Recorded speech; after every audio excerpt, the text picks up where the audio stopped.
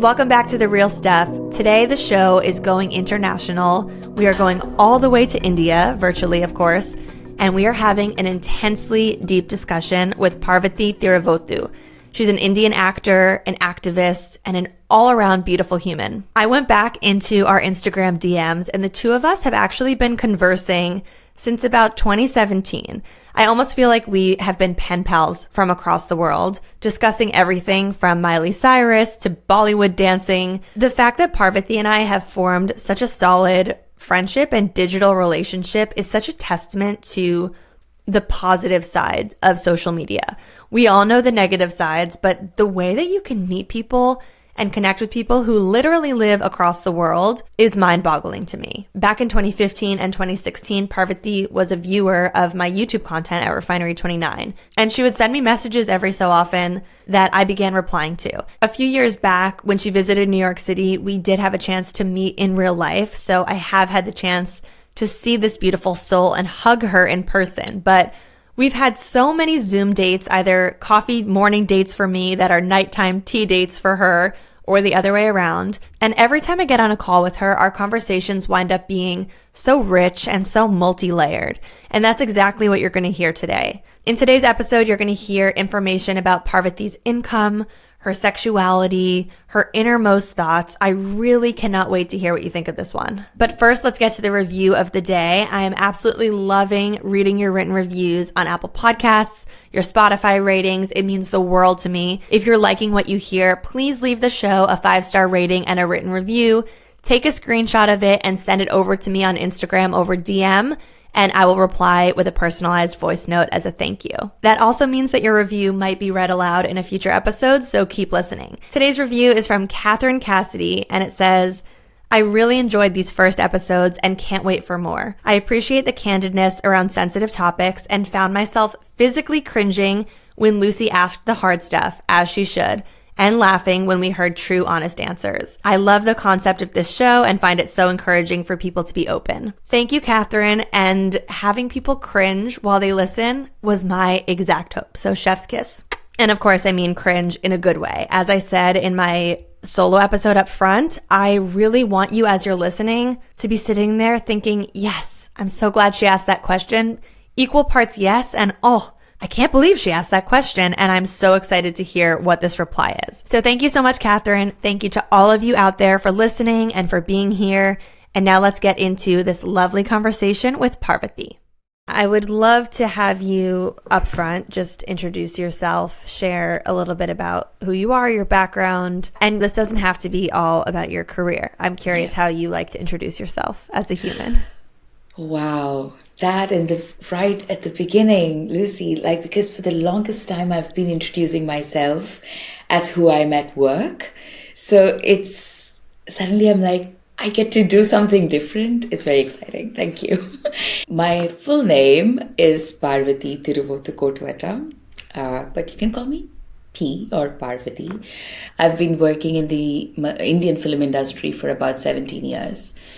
And I got pretty lucky. I started working when I was 17. So right at the start, even before I could figure out what I might want to do with my life, I got an opportunity to go audition for a movie and then met these incredible people who right at the beginning told me, oh, so it's not all about the fame or all of those things. It's actually the craft in itself is so exciting. So I fell in love with it at 17. So it was like my first love. The concept of shapeshifter stays with me. So if anyone asks me, and in my Instagram, most times I keep changing my bio back to shapeshifter because something about being a shapeshifter excites just life in general for me. Wow, what a beautiful introduction to who you are.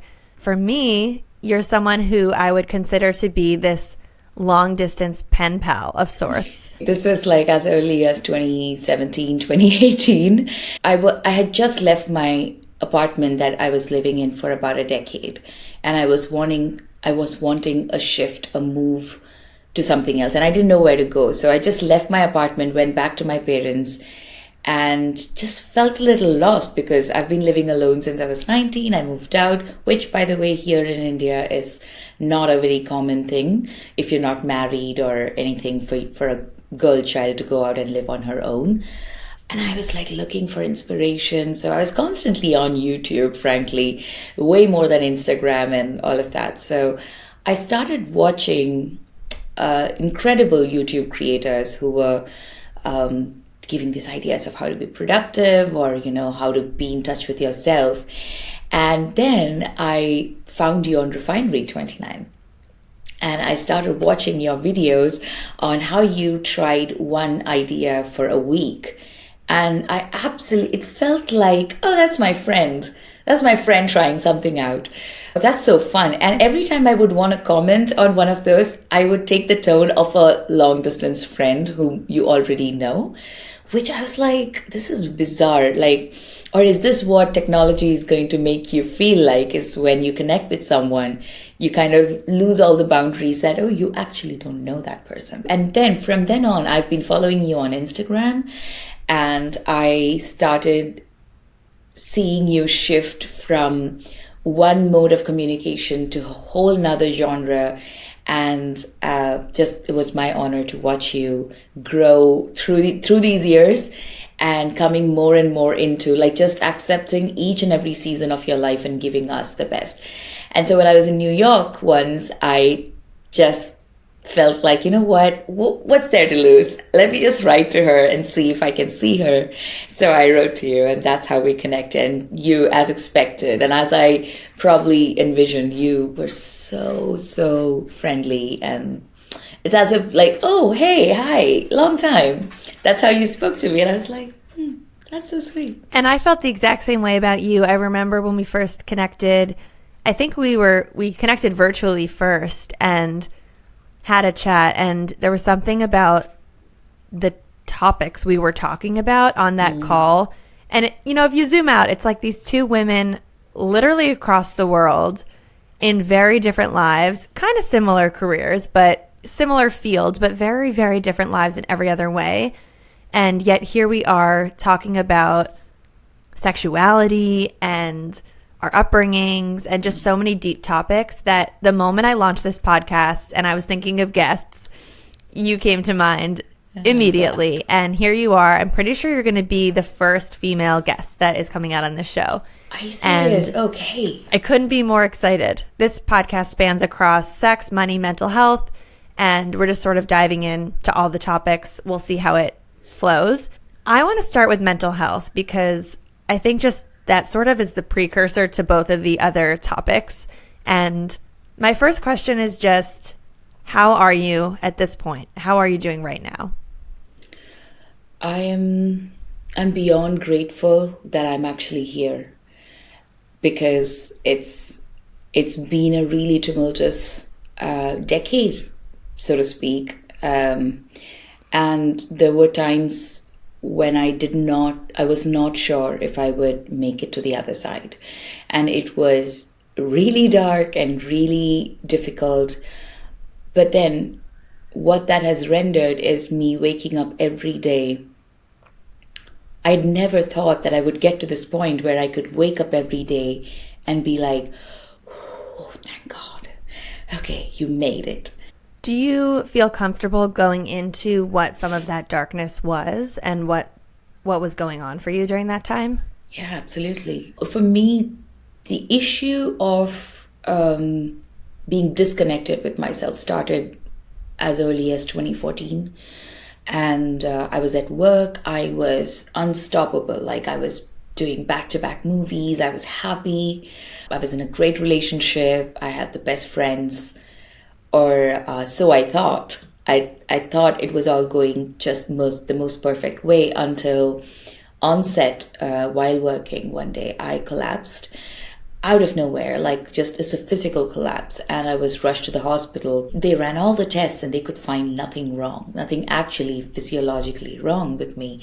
So they were like, okay, so tell us what's the first thing that's bothering you. And I was like, there's this pain inside my rib cage, and I am not able to speak because I can't breathe. And the doctor said something that blew my mind. He was like, is it that you can't breathe, or you can't remember how to breathe? Because I can help you remember how to breathe. So that was my first full-blown panic attack, where he had to like then tell me, okay, so 1, 2, 3, inhale. And then I had to like watch him take an inhale and then mimic him to get back to it. And I didn't expect, about 10 years ago now, that is, at such a confident state in my life that my body would say, stop, something's wrong. You've not been taking care of yourself. You've been pretending way too much. You need to come back to yourself. We need to ask questions. Then it started a whole process of me trying to find out what was wrong with me. So obviously, I didn't want to lose work. I didn't want to be known as someone who has an affliction. There weren't enough conversations around mental health at the time. So I kept it to myself. I was like playing it cool. I was like, I'm fine. Oh, that was just a... And then my brother, who was the only one in my life, frankly, who knew about this, he was like, what's wrong? Let me help you. Let me do this. What is it? He's Googling. He's like, is this the reason why you had this? Is it? And I started freaking out because I didn't have any answers. Safe to say that I even got comfortable with having panic attacks. Is that a weird thing to say? I don't know. I felt like I could bank on it. I could bank on that collapse for me to take care of myself. It's as if I wouldn't give myself the permission to take rest until I come to an extreme stop. That story about the doctor telling you or asking you if you had forgotten how to breathe, that's such a clear depiction in my mind of the difference between some Eastern medicine practices and Western medicine, because in the US, if someone went to the doctor with that, they would have said, oh, you have pain in your rib cage. That's your gallbladder. Let's take it out. And it's just a crazy question that you would never hear a U.S. doctor ask. So lucky that you had that experience. And I'm really happy to hear that question resonated with you. Was this new to you, or growing up, did you experience any mental health issues? No, I hadn't experienced in a very outward manner. I hadn't felt it in my body. I hadn't felt it. But this is care warning for you as well, Lucie, and anyone else who's in the room, is that I had gone through abuse as a child. It didn't even make sense to me that it was abuse. It wasn't until I was 16 years old that it got like, I had like such an aha moment. It's like, wait a second, what happened to me when I was 3 and 4? It was like a sudden realization because I had shut it down. 3 and 4, wow. Yeah. I'm so sorry to hear that. Thank you. I've come a long way to like make my peace with it. So I'm able to talk about it. I'm so grateful I'm able to talk about it and be calm in my body. And that's taken so much work, which I'd love to talk about too. But then at age 3 and 4, where you're barely forming your understanding of the world and your relationship with other human beings, but trust is formed, someone who's basically has the freedom to come into your home and be around a child and take that liberty and like abuse a child and twist the narrative in the child that was okay to be done. It wasn't until I came into like my own and, hit puberty and had this whole sexual awakening and all of that. And I was like, wait a second, why is it that I feel so many knots in my body? First and foremost, thank you so much for sharing that with us and for opening up about it. And, on this show, you're the second guest who I've spoken to who's opened up about childhood abuse. And the first guest that we hear from about this, he pretty quickly actually moved on to another topic in the conversation. And I didn't actually react or didn't actually respond to him telling me about it. And in hindsight, as I was listening back to the cut and editing it down, I had this moment of pause where I just listened back to the way our dialogue happened, and I was really struck by how I didn't say anything to him. And I was trying to unpack in my mind why I didn't react to it or respond. And I realized I almost felt like I didn't even know how to reply to it in a way that was suitable. I didn't know if the right thing to say was, I'm so sorry to hear that, or I didn't know if that's what he wanted me to say. And one thing I'm working on, both as a host of this show and as a human, is when someone opens up about something as vulnerable as that, not just moving past it or not just saying, wow, that's crazy, but actually taking a moment on a human level to tell them, I'm hearing what you're telling me, and I am so sorry that you and your body had to go through that. Yeah, thank you so much, Lucy. No, it's a learning curve for sure. It is. I mean, having gone through it myself, even I had to learn how to be a listener and to say the right thing and to learn what could be the right thing. I've made plenty of, I wouldn't want to call it a mistake because our intentions are in the right place. On that note, at what point did you actually open up, either with friends or family members, about that abuse? I think a pattern is emerging where I'm realizing right now that it was my brother that I told. I told my brother about it. But the way him and I have grown together, knowing these things, the way he holds space for me now, I frankly feel there isn't enough spoken about how we allow even people around us, our loved ones, to also grow with us, with our traumas. At a later point, when I spoke to my brother about another incident, and that just came out of nowhere because I said it in passing. I was talking about a series and I was like, oh, so, when this happened, and he was like, wait, what happened? I was like, oh, I didn't tell you, did I? And he was like, no, wait a second, tell me. And I was like, no, I'm out and you're at work. We don't have to talk about it. And he's like, I'm here. And he said the most beautiful thing, and I want to share this with you. I want to share this with the world, frankly. He is not a person who would say things like, oh, I love you, I miss you. He's not a person who has used those words to communicate his love or affection for me. But he said, I still remember the first time I held you as a baby.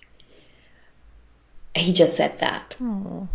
And I was like, I don't know a better way to say, I love you, I got you. That definitely makes me incredibly emotional because some people don't know how to say, I love you. And some people don't know how to look someone in the eye and say, I care about you. I'm with you. And so to say it in such a beautiful, poignant, roundabout way is very, very sweet. The first time I realized that what happened to me was when I was 16, 17. The first therapist I went to suggested that I should also see a psychiatrist, and maybe I can take some medication to help myself sort of relax a little bit.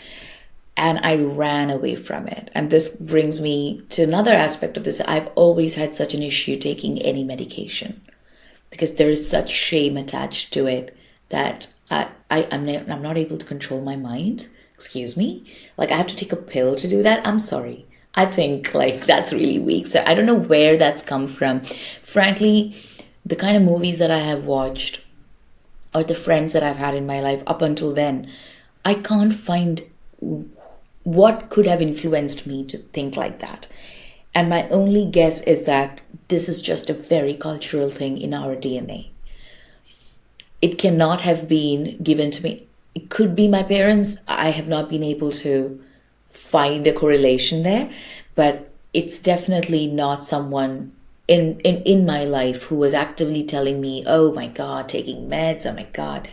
I eventually figured that it's all across the film industry. If you look at any movies, people with any mental health are always made fun of, or at least used to. It's much better now. They were always made fun of. They were always the comic character in the movie who's a little unhinged, they would call. And I grew up laughing at that. And eventually, when I started understanding it, I started going to a lot of these events, even at mental health hospitals, where I used to start speaking to them by first apologizing on behalf of my film industry for portraying them the way we did so far, and pledging that I would never be a part of a movie or a script that would continue to do that. So in 2021, it was a point where I realized I was disconnected. I felt so disconnected with my job that I loved so much for the first time in my life, I was like, yeah, I love acting, but what else is there? I would love to be something else too. And I felt like I was betraying myself by saying that. I was like, how dare you? Like, this is the one thing that you... And a part of me is like, it's okay. It's okay if you want to try something else. There was a lot of negative self-talk. And mind you, this is post-healing. This is supposed to be the healed version. No one talks about the sense of loss of time that you feel once you're healed a little. During most of these mental health breakdown moments, where and how involved are your parents? Oh, wow. It's almost like, oh, I forgot to talk about them. I don't know how that I works. didn't hear them. I only Yeah. heard them come up once when you were talking about, maybe having heard them say something in the past Yeah. that stuck with you. But Very I'm interesting. curious what your relationship is like with them. I guess there is a lot of me trying to protect them. I think they're my babies. Like, I love them so much that, and I have sort of seen them grow with me.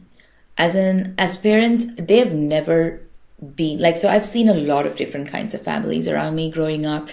I knew my parents were very different because I think they never knew what it is like to be an Asian parent. Like the stereotype of an Asian parent being strict and all of that. I don't think they knew how to put like a leash on us, me and my brother. They just were like, yeah, you want to do that? Sure. Okay, fine. I hope she'll be fine. Oh, okay, fine. Like, they were a little scared, but they would never come in and say, no, you must not. They were always the yes people in my life, including, it's my mom who got me into acting, frankly. Like when all my friends were writing exams to get like government jobs and being doctors and engineers, my mom was like, do you want to go for a beauty pageant? Like, we'll have fun. And I'm like, I love you. Thank you. Today's episode of The Real Stuff is sponsored by BetterHelp. I'm curious, how's your social battery doing right now? A few years back, I noticed mine was feeling incredibly drained. I noticed I was saying yes to everyone around me, every opportunity, every invitation. I was really struggling with boundaries and feeling comfortable carving out dedicated time for myself. Around this time, I started therapy through BetterHelp, and those weekly conversations gave me the self-awareness I needed to build a social life for myself that doesn't drain my battery, but rather leaves me feeling recharged and fueled. And that time period really inspired me to put myself first, implement those boundaries, and just get back to the best version of myself. BetterHelp is entirely online. You just fill out a brief questionnaire, you get matched with a licensed therapist, you can switch therapists at any time. They make it really easy for no additional charge. So if you've been thinking of starting therapy, whether it's to help you take better care of yourself or set better boundaries with the people in your life, you can visit betterhelp.com/LucieFink to get 10% off your first month. That's BetterHelp, HELP.com/LucieFink. And remember, Lucie is spelled Lucie. So during these harder times, when you were opening up to your brother, did you ever turn to them? Frankly, my therapy had come to a point where I was told that I need to dig deeper why I haven't been able to tell my parents what happened to me when I was 3 and 4. And I was like, there is no way I'm going to tell them. They're going to feel like such failures. Like they, at this age, I don't need them to feel like they couldn't protect me. It's fine. But eventually I realized that I was carrying the weight of that as well, of protecting them, and that I needed a chance for all of us to heal together. And I started having these very deep conversations with my mom and dad about 5 to 6 years ago about what's happening in my body, because I was such an angry person during this time, Lucie. Like, maybe to the world, I was just this very calm and composed, and I'm an activist and I'm talking about all things. But at home, the smallest thing would like trigger such anger in me. And I remember my mom used to ask me, what's making you so angry? Why are you so angry? Especially with us. And then I started apologizing for what they cannot understand. I think I started with apologizing because they'd understand that language of apology better, and slowly eased our way into very difficult conversations. So they're very much a part of this. It's just that they didn't come up. I guess that's just a subconscious way of me protecting them in conversations. Yeah. It is interesting how as we age and we watch our parents age, eventually roles change, and before we know it, we're trying to protect them when that was their role for our whole lives. It's important for me to check in. Are you doing okay? Because I know that there is a lot. I know we agreed onto this conversation too, and I know this is not trauma dumping, but I feel like as a friend, I should check in with you that your heart is okay listening to all of this. First of all, thank you so much for that beautiful question. And yes, I am okay. I feel like when I sit down at this mic and I have these conversations, I'm not taking on weight and I'm not taking on heaviness. I guess the way I would describe it is that I feel like I really resonate with the phrase 2 ears and 1 mouth for a reason. That's why I feel like I might not be giving as much commentary on what people are saying, but rather just listening to what they're saying and then kind of moving on to the next questions, because I feel like I'm just listening and I'm soaking up information. And yes, I am okay. So thank you for asking me that. I don't know how many guests are going to ask me that question along the way. That was so kind. It was so interesting to me when you just said that you considered a new career. And for people who don't know, Parvathy is a huge actress in India. And so I want to this is leading us into the money part of the conversation, but we can't have money without your career. So can you tell us a little bit about your rise to fame and your entrance into the acting world? Oh, yeah. So my mom comes into the picture again. Is that I was in school, actually, and she saw on TV there was this random tiny little beauty pageant things, like the Little Miss Sunshine kind of a thing. And mom was like, do you want to go for this? You can wear my sari and like, we'll just go have fun. And I'm like 15, 16 at this time. All right. Like I'm just having fun. And I won that. I won that particular pageant. And it came on TV. So there was this tiny little fame related like kick that we got out of it. And soon after, I got called by this TV channel to be an anchor, to run a show, a live show where you have to pick up phone calls and like take a song dedication. And I was so happy because at 16, 17, I felt like I was financially independent. I was like making probably less than $100 a month. We were grossly underpaid. Now in hindsight, we realize, oh my God, they got away with that. But then we were new and we were just happy to be in front of the camera, and like we were getting, and they used to keep telling us, this is a great platform for you guys to be discovered. It's great because I could buy my own stereo system. I could buy little things. I didn't need to ask mom and dad. And I come from a very middle-class family, Lucie. Like, I remember there was a time I used to cry, and I love things so much, like material things so much, even though my parents and my brother were very different. Like they were very frugal about things, but I would be like, I think I was in 5th grade where I saw a poster of a god, of Lord Shiva with like red lips. I was like, I want red lips. I need red lipstick. And my father, and I did not realize until much later, is that they were really struggling to make ends meet. Not like really bad, but they had a proper plan. And to spend so much money on a red lipstick for a little girl was not a part of their budgeting. But I used to cry so much that my father actually got me a red lipstick. And I still say sorry to him to this day for having made him do that. When I started making money as an anchor, it changed something in me. I guess I was already a very outspoken kid. I used to ask all kinds of uncomfortable questions to my family all the time.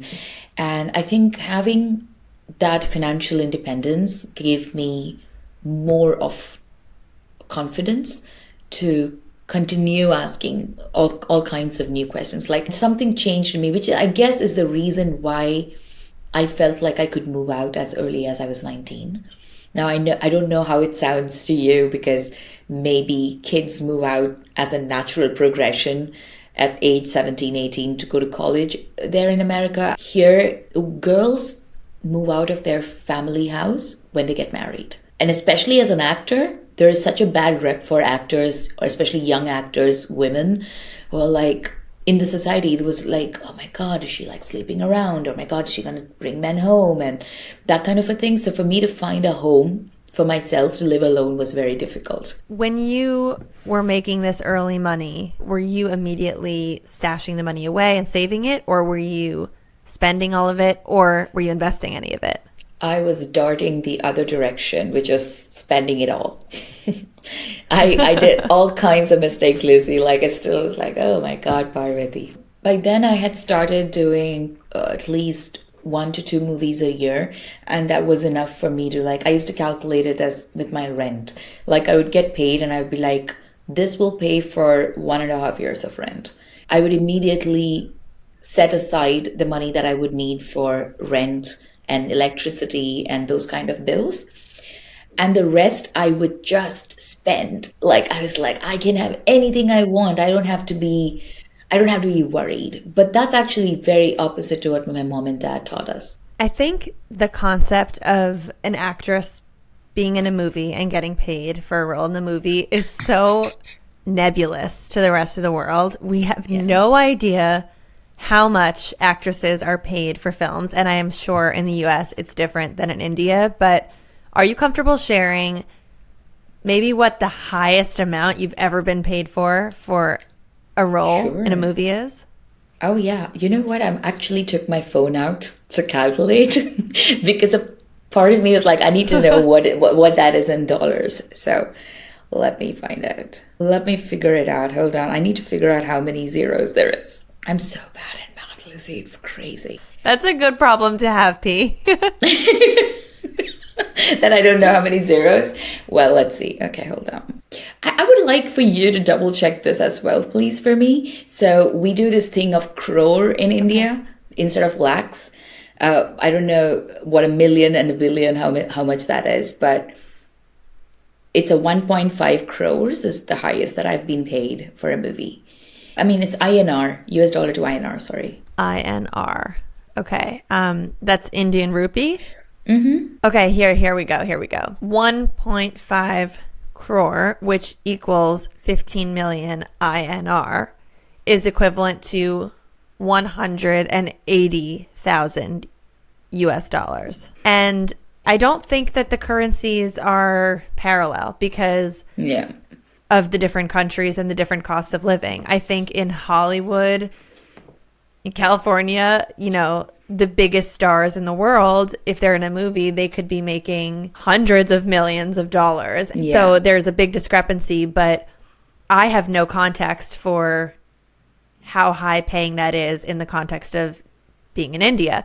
And I've asked you this question before. I'm going to ask it again. Which celebrity in the US, if anyone, can you compare yourself to in terms of what your level of fame is in India? Always makes me excited to kind of answer that, but also like, am I right in thinking it? And maybe a better way to answer this is like, when you go outside on the street in India, can you live a normal life, or does everyone know who you are?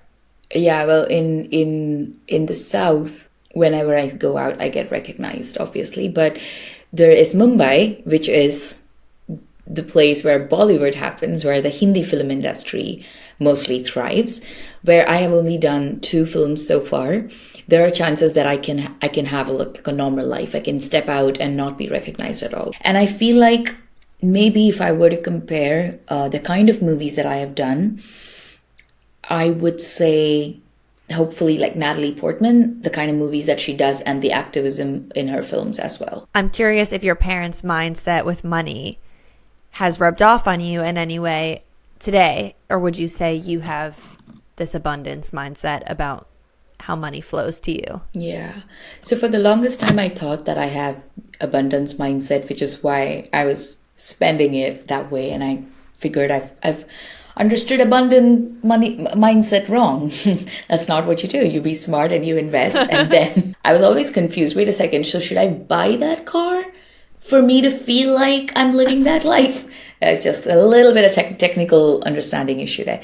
But I would say my parents did not have a scarcity mindset, but they always they were frugal nevertheless. They did not want a lot. The most slow fashion people that I've ever known. Whereas me, also part of the job is that you're not supposed to be seen in the same outfit 3 or 4 times or something like that. I used to think that I need to have like so many things for me to show that I have so much. For the majority of my career, I did not talk about money with my friends.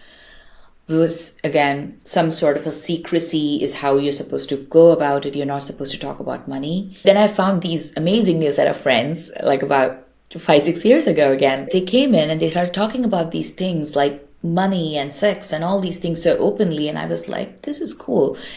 That's when I started actually investing in things. Like I started understanding market, like stock exchange, talk about those things, understand how funding happens, or maybe like gold bonds and this, that, and the other. Frankly, in the industry, no one talks about money still. Like I have one friend who's also an actor. Her and I, we speak a lot about money, but the rest of them, it's shrouded in secrecy. So I have one content creator friend also who I open up with about money, and we take on very similar deals for brands. And so it's rare that we would share numbers with each other, but we do. And I feel like you got to have at least one friend like that, because if nothing else, it's helping you know what you can negotiate for yourself in many settings. I know you described your parents as middle class. Would you describe yourself now as being rich? I'd say, yeah. I'd say I'm definitely in the bracket of being rich. Although that doesn't take away the frugality mindset of having been in the middle class. It's more about the nature of my job. So I feel like while I have all these investments and I feel very safe, there are times that I catch myself like, oh my God, I gotta make more because I don't know if another job is gonna come. And that's also truly tied to how much I speak about political things. And there are these shadow bans that happen to you as an actor at work. Being in the gig economy is a tricky one, let alone being in such a politically charged climate where you are being an activist and there's so many opportunities for people to try to take you down, as I know that's happened to you in the past. Yeah. It's so refreshing to hear a person, let alone a woman, say, yes, I am rich. It's like music to my ears, just hearing a woman who built her own wealth and came from a family that it wasn't, you didn't grow up with that. And to your point about having the middle class mindset, even though you're now in the upper bracket, I've heard it said many times by this one money expert, particularly who I follow on social media, that the mindset you have about money is very uncorrelated with the amount of money you have in your bank account, and that it's really about where you came from and what you were taught. Yeah, very true. Do you now sort of translate your acting work into influencer work? Do you work with brands on your own as a sponsor? So I need to go back a little bit on this to when I started acting. I had decided I would not do any advertisement. This was a time when Instagram was also not there ever, and then it slowly came in and was only a photo app and all that. I never was drawn to doing any brand work, mainly because in my head I was like, if people see a lot of me, they won't be able to see me as the character. And I didn't want to be the face of a brand, but I want to be a face for a character. And I would love for them to forget me when I'm not doing a movie. I would love for people to forget me. Eventually, it started proving itself right. Like the market was like, if we don't see you, you're not relevant. I fought it so hard. I was like, I'm not going to do advertisements just so that I seem relevant. I want to only be known for my work. And that worked out for me for the longest period. But frankly, and it's the real stuff, I can't afford to anymore. Everything has changed so much that we are now bound to doing a lot of Instagram reels or doing more brand work. So now for me, it's about adjusting my own compass regarding this and to tell myself, like I'm having conversations with myself where I'm like, okay, now you have to do it. You've got to sustain.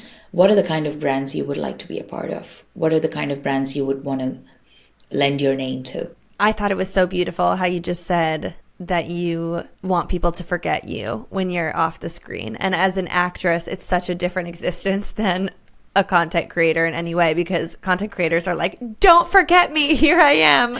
Yeah. I'm brushing my teeth, you better be watching. And it's very different. But what I will say is that at a certain point in the content creator life cycle, if you succeed, as I feel I have, you do get to a point where you have the luxury of starting to have the mindset you just mentioned of, I'm really going to narrow down the brands I say yes to. It is very rewarding to be in a space where you say no to so many things. And it's at first, when you start doing it, it's so scary. You're saying no and you're literally seeing money swirl down the toilet. But before long, I've found I can adjust my mindset. Every time I say no to something and I close the door, I have such an inner confidence that within 1 day or 2 days, something for that exact amount, if not higher, with a brand that is aligned with me is going to come in. And it's just, maybe it's manifesting, maybe it's actually just me working hard and brands coming, but whatever the reason, it happens. And it's like, yeah, I get confirmation that that's going to happen time and time again. And that feels really good. That's wonderful.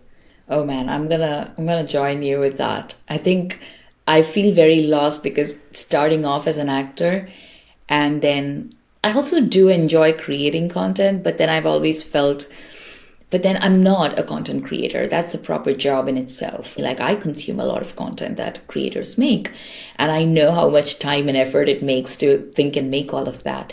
But if you're saying that and that's working, it gives me a lot of confidence to think about my work the same way and continue with that. I feel like when I'm doing an advertisement, Lucie, when I'm saying, oh, this curry masala powder is the best masala powder you can find, when I say that, am I being Parvathy or am I playing a character? I'm pretty sure I'm also playing a character there, because I'm pretty sure I'm using other curry masala powders too, but here I'm paid to sell this, and so I'm going to pretend that this is the best. And there is no shame attached to that. It's a job. And I think we need to be I think limitation comes from a lot of judgment. You just made me so in the mood for curry masala. Let's talk about sex. I think sex might be probably the most taboo topic as far as your culture goes. How was sex talked about or not talked about in your childhood, I guess, with your parents, with your school, with your friends, all of that? It was never talked about growing up. Like, even in movies, there would be like suggestive way of communicating two people have had sex. I remember watching Titanic when it came out on a VHS tape, my grandparents' house. And we put it in and we were watching, and I knew the kissing scene was coming. I knew it was coming, right? My sister, my cousin sister, who is like a few years younger to me, so she's a child really. And the steamy scene came up, and I remember taking my sister to the other room and saying, the steamy one's coming up in like 2 minutes, okay?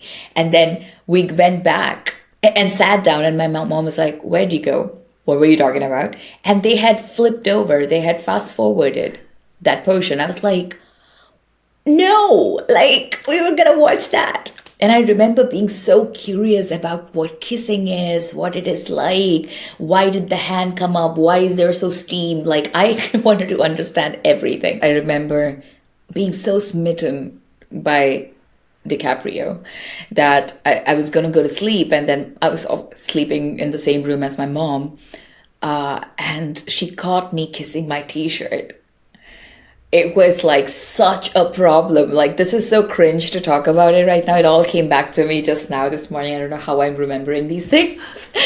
But my mom was like, what did you do just right now? You're not supposed to do that. And my mom was so freaked out with this human creature she has given birth to, who's so inquisitive, who's so curious about these things that she cannot stop me. I would talk about period, I would talk about all these things, and I think one of the reasons that got me so curious about sex and other things was the taboo on period talk. Like, especially in most part of India, women who have period, and especially if you're raised as a Hindu, you're not supposed to go to the temple because you're supposedly impure if you have period. You're not supposed to go to the God's inner sanctum sanctorum because you're bleeding, so you should not go. And I used to be like, that I call bullshit. Like, what is happening there? Like, you're telling me the God's not there for me when I'm in pain. So I have to recheck whether I believe in God now. So I started asking these questions, and my mom and dad were like, oh my God, this girl, like, she wouldn't stop. Why can't she just follow the rules? There's so many rules, Lucie, like the clean clothes, the ones that are already out of the laundry. If I was in my period, I was not supposed to touch it. I don't know how long you were in that same bedroom with your mother, but at what point were you going to sleep alone and starting to explore touching your own body? Yeah, I guess I got my own bedroom when I was in like 8th grade. It was a storage room of our rental apartment because I said I refuse at 8th grade to sleep between the both of you. My brother always got a room. Why don't I get a room? So they changed the storage room near the kitchen into a makeshift bedroom for me. I guess once I started staying in my own room and I started watching a lot more Bollywood movies where like falling in love became a thing on your mind, going to school and having crushes on guys. And I still remember walking from the school to the point where we have to catch the bus. And I remember my first crush ever, who made me feel all heebie-jeebie inside, was this guy in the bus. And I used to wait for his stop to come. I used to wait as he walked away and all of that. And I remember the first time I told my senior is that I wonder what it is like to kiss him. And then she's like, really? You've thought about it? And I was like, it just came out of nowhere. I was looking at him, ogling at some point, I think. And he was very hot and cute, and he was the most popular kid and all of that. And I used to think about just the physique for the first time. I was like watching his lips and his nose and his eyes. And I was like, I wonder what that feels like. I wonder if it's like cold lips. What happens when lips touch? Those kind of cards. So it became very anatomical, my interest in wanting to know what it is like to kiss a human initially. But it wasn't until much later that I even knew that masturbation or women touching themselves is a thing. How did you first discover that? A movie. Thank God for David Lynch. Mulholland Drive was the first movie I watched, and I was like the scene with Naomi Watts. So it wasn't much later in life when I started watching women touch themselves on screen that I started doing that. And that did something very interesting, Lucie, for me, is that I did not need to fantasize about a person to touch myself. It became an exploration about my body first. I've never had a direct conversation with a person before about the recollection of the first experience of realizing that touching yourself turns into any sort of feeling. And actually, with myself, I don't even remember a first experience. I remember that I was very sexually curious at a young age, and I learned that my body, I guess it's such a strange thing to call it an orgasm at that age, because there was really no sexual thoughts happening in my head so much as it was just like anatomically, wow, when I move my body in this way on this pillow, this happens. Yeah. I have many friends from my upbringing that we like shared our methods at a very young age, and we're like, there was nothing sexual about it. We weren't talking about boys or envisioning people. It was just like, did you know if you do this, that happens? Do you remember the very first time you were lying there when you realized what you could do? So for me, I realized that standing in front of a mirror naked to just watch my body also became a way for me to just get like turned on. Like I was like, interesting. Like, so this is a body that is capable of these kinds of pleasures. So I started it's again very anatomical. I feel like when it started off, it was more curiosity. What happens if I touch my breasts, if I touch my back, or if I grab my thigh? What does it feel like? And I started feeling more and more pleasure in doing that before I actively went down and explored more. But I hadn't actually understood what actually happens when a man and a woman have sex. There's no sex ed here, so we didn't know exactly what would go on or how one's made to feel. So I would say it wasn't until I was fully sexually active that I could explore further in terms of just me touching myself as well. It sounds like from the very start, you had a very positive body image relationship. Would you say that? I'd say, yeah, started out like that, but it went south very quickly in this industry. My realizing what had happened to me when I was 3 and 4 came to me very quickly, very soon into me being sexually active. I think I went into a freeze mode where I stopped. I refused to get intimate for close to 8 years. So for me, celibacy became so much easier than working my way through. So for the longest period, I just abstained.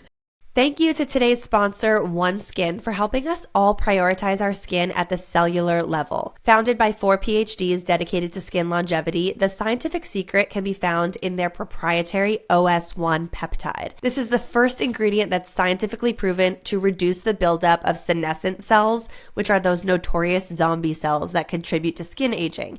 So this means healthier, younger looking skin, reduced age spots, and what I think is most important, a stronger natural skin barrier. I love the way OneSkin feels on my face. I use it like a daily moisturizer. I have both the OS1 face and the OS1 eye supplement, which I use just on those delicate areas around my eyes. I love them both, and they both came highly recommended by my dermatologist. If you want to try OneSkin, or you know anyone who uses it and loves it and you want to surprise them with a discount code, you can get 15% off their products using code REALSTUFF, one word, at oneskin.co. That's 15% off at oneskin.co with code REALSTUFF. After you purchase, they might ask you where you heard about them, so please support our show. Tell them we sent you. Invest in the health of your skin with OneSkin. Hey everyone, Lucie here. So at this moment in my interview with Parvathy, I asked her a question that she actually answered pretty easily and quickly. But then almost immediately, I could tell she was regretting her decision to share what she had said. So we ended up going off into this whole conversation about how she was having a physical reaction to having shared that. And it was something I've really never seen from a person before. She was almost unpacking for me in real time how she felt and all of the sensations that she was feeling that were telling her that she wasn't actually ready to share that information publicly yet. In an interview like this, I don't know, you might expect a guest to just say, actually, I want to take that part out, or can that be off the record? I don't want to share that. And, you know, tons of podcasts would just edit past it and not even include anything about it. But in this call with Parvathy, she actually dove into this in a way I really never heard a human express emotions before. Almost in real time, she was walking me through somewhat of a slight panic attack. So we ultimately decided together to cut out the question and cut out her answer. Of course, she was not ready to discuss that topic publicly. I in no way am trying to put information out there that my guest doesn't want out there. But what we did think was the real stuff was to keep in the part of the discussion where she was explaining to me how she was feeling and what was going on in her body as she opened up about this. So I'm just going to play that section for us, and that will then carry us into the rest of the interview. Here it goes. As I'm speaking to you, I'm having trouble swallowing, and I know my body is telling me, oh, you're doing something you've not done before, and I can feel heat, I'm sweating. I know that frankly, I think I'm taking the sleep because I am speaking to you. And I feel safe talking to you. I've spent a lot of time thinking about whether I must talk about this, but I've not been able to come to a conclusion whether I should or no. And then I realized, how about just speak about it, see how you feel, and then I can always tell you if I feel like I need to pull back a bit. That's the point of this show. I mean, I appreciate you sharing the physical sensations that are coming up for you in association with what you're saying, because I've said it before in the introduction to the show, and I'll say it again now. The point of this show and these interview questions is not to come to someone and ask a very personal question so that they wind up saying something that they want to retract or that they regret saying. But the response you just gave of let me acknowledge how it's making me feel to say it is kind of the exact types of conversations that I want to have here. You are a human who feels a certain way talking about the topic, and we're sort of exploring. Obviously, the last thing I would want as a host of a show is for an episode of the podcast to cause a media disruption that affects your life in any way, shape, or form. So on that note, it's up to you, obviously, 100%. I don't know if it's because it's 8:15 in the morning and I haven't probably eaten. I don't know if that's the problem, but it's getting hard to can you imagine? Like I'm having an actual, not a meltdown, like an actual moment here. Just talking about it. I was thinking also in all the conversations related to sex and sexual awakening on my understanding of my body, I wasn't able to talk about a lot of things gynecology related or something related to just medical stuff that one must go through in life. Like even with my mom, I couldn't speak to her about most of those things, about her thing, like not my body, but her body, because there was such a, let's not talk about it. I don't want to talk about my body. I have been to doctors for a gynac test and be told you must not have multiple partners. If you're not married, why are you wanting birth control? Which again is an important thing here, is that birth control is not a common conversation here at all. You'll be really slut shamed and laughed out or really looked at like in such a way that you're doing something very wrong. But the worst part I have noticed is that even for me, it took me a long time to even go to a doctor when I had a problem, because women, what I have seen here, put their health like it's the last thing. Like if my mom has a headache or fever, my mom used to be like, oh, I don't want to go see a doctor. What if he says there's a tumor? I'm like, shouldn't he? So sex is a far off topic, really. Just acknowledging they have a body and they need to take care of themselves. I think if we could start there, it would be really cool with most women that I have met. One of my favorite things about watching people on YouTube is that specifically when I watch people from around the world, I find it so fascinating that I can see these people living lives literally across the world. One of my favorite YouTubers is in the north of Sweden, and she just takes us along as she's doing her laundry and putting the logs in her wood-burning stove. And her name's Jonna Jinton. She's incredible. Yeah, Jonna Jinton. I love her. And that's one of my favorite things about YouTube. But what's often overlooked is that you don't have to watch YouTube to connect with another culture and see how different life is. And having this conversation with you, especially this last topic we just talked about, is bringing to light for me how different the cultures are where you're from and where I'm from.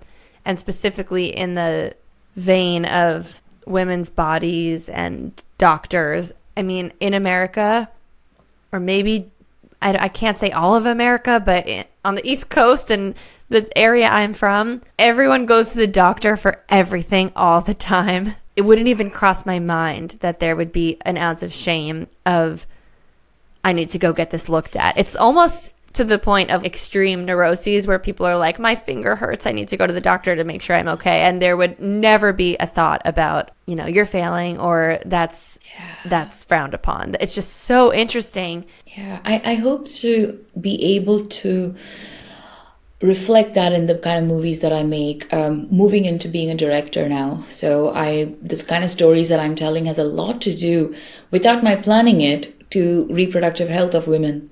Women don't go to the doctors because they don't want to be a burden to their family. That just does not compute in my brain. Which is honestly wild, because you would probably be more of a headache if you didn't get the medical help. Exactly. It's only been a few years since I've been going for regular checkups myself. Like I'm talking about reproductive health, because I have been to doctors who have been like, oh, you're not married, so why would you need an internal ultrasound scan? I'm like, because I'm sexually active. Wow. And they're like, oh, okay. And I used to feel like depleted. I used to feel cold and shivering when I used to go to these things because the gaze is so judgmental. And so no wonder women don't go to get help because they're made to feel the small. That is very different. Speaking of reproductive health, my last question for you today is, I'm curious if you have thought at all about whether or not you want to be a mother in the future. Yeah, it's a good one for the last question, actually. I think from the age 7, I'd always told my mom and dad that I'm going to be a mother. But I'm not sure, for some reason, even that young, I kept telling them, but I'm not sure if I'm going to be getting pregnant. And they used to laugh at that, right? Like they used to be like, how did a 7, 8, 9-year-old start getting these ideas? And I used to like, I think I always kept saying I'm going to bring her home. Instead of saying I'm going to give birth to her, I kept saying I'm going to bring her home. And for some reason, I had already named her. And her name is like tattooed on me too, by the way. So up until the age 27, wow, I kept saying I'm going to bring her home. When the time is right, I'm going to bring her home. She's going to find me. I'm going to find her. And it was always such a decided thing. Now, that was until age 27. And I have been shocked at the shift in me to turning out not wanting to be a parent. Currently, as I'm speaking to you, I feel like I am not going to bring in a child into my world and make that their world until and unless I am at least confident to a degree that I am taking care of myself well. And I have just only begun taking care of myself. And I feel like that's the most motherly thing for me to do, is to not bring a child into the world when I myself am not taking care of myself. being in a state now where you don't know, but you have this girl's name tattooed on your body, how do you relate to that tattoo? Are you thinking like that might actually turn out to be nobody, or are you thinking that person is out there and I just might not ever see them? Yeah. I feel like this might sound a little esoteric or philosophical, but it's a good question because I've thought about this. So the name, I don't want to say the name, but this name means salvation. For me, I think my child is truly my inner child that I'm taking care of. I'm busy being a parent to myself. So I feel every time I see that tattoo, and that's in Malayalam, in my language, I feel like maybe I am the kid that I needed. I am that inner child, the girl who needed me, someone like me when she was 3, 4, 7, 8, 16, 17, who needed me to be like, who needed that mother, father, parent figure. I'm being that for myself. I think my concept of mothering and child is currently all me and that girl who's been hurt over and over and over again. Plus, Lucie, I think there's a part of me who needed to nurture another being that's being taken care of by my wonderful dog. My dog has fulfilled that space in my life where I am caring for something that's not my body. I love that, and I love the visual and the esoteric thought that maybe you are your own salvation. That sounds like it. Beautiful. Parvathy, this interview was special to me. I really hope you enjoyed talking. I think what I loved is the way you listen. I think it's always what you said about 2 ears and one mouth is you really put it to practice. And it's not easy for me. I'm a talker. I am learning to be a listener. But I know I'm the guest, so I'm the one talking here. But I'm admiring the way you listen, because it's not just about letting the other person talk. It's about picking up the next question from what I said. And having been interviewed since I was 17 years old, I have been to so many different kinds of interviews where they're not even listening to your answers to carry on to the next question without losing sense of the topics. So I think our conversation flowed beautifully from one topic to another. And you were right in understanding that it starts with mental health, which kind of unclogged a lot of thoughts for me to be able to share that with you. Agreed. If it was a little earlier in my night and your morning, we could go on forever. I could really talk to you forever. So it means the world to me to have you on the show. Thank you so much. for your you. time. And I hope you have a lovely day. I'm going to go to sleep now. Yes. Have a good night's sleep, okay? Thank you so much for tuning in to The Real Stuff. I'm Lucie Fink. Don't forget to follow the show on social media at The Real Stuff Pod. And if you're liking these episodes, please head over to Apple Podcasts and leave us a written review. It helps the show so much. And if you're feeling called to come on the show, visit luciefink.com/apply and tell us your story. We'll see you next week for another intimate conversation on The Real Stuff.